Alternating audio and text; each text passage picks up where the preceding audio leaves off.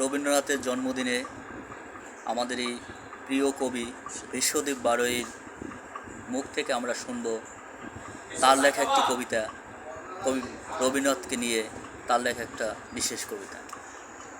আজ 25শে বৈশাখ, এই গ্রহের শ্রেষ্ঠ কবি, মহামানব, প্রেমিক কবি রবীন্দ্রনাথের জন্মদিন 25শে বৈশাখ। আজকে আমাদের এই চায়ের আড্ডা রয়েছেন অনেক কবি বন্ধুরা। আমরা আজকে রবীন্দ্রনাথকে স্মরণ করছি। এই মহাপ্রভু আমার কবিতা রবীন্দ্রময়তা। আমার প্রেমিকাকে বলেছিলাম, রবীন্দ্রনাথের গান গাওয়া তোমার দরকার নেই, প্রতিদিন একটি করে গান আমাকে মুখস্থ বলবে। আমার টিউশনির ছাত্রীকে বলেছিলাম, তোমার আলাদা প্রার্থনার দরকার নেই, রোজ করে গীতাঞ্জলি পড়ো। আমার স্ত্রীকে বলেছিলাম, ঘুমের সময় গীতানখানি বুকের কাছে রেখো।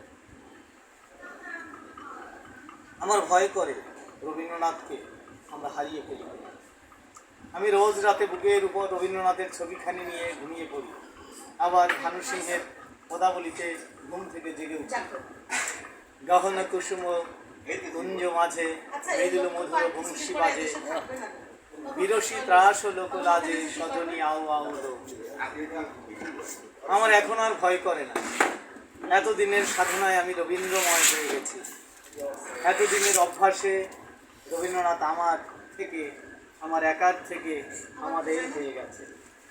ধন্যবাদ সবাইকে। ধন্যবাদ।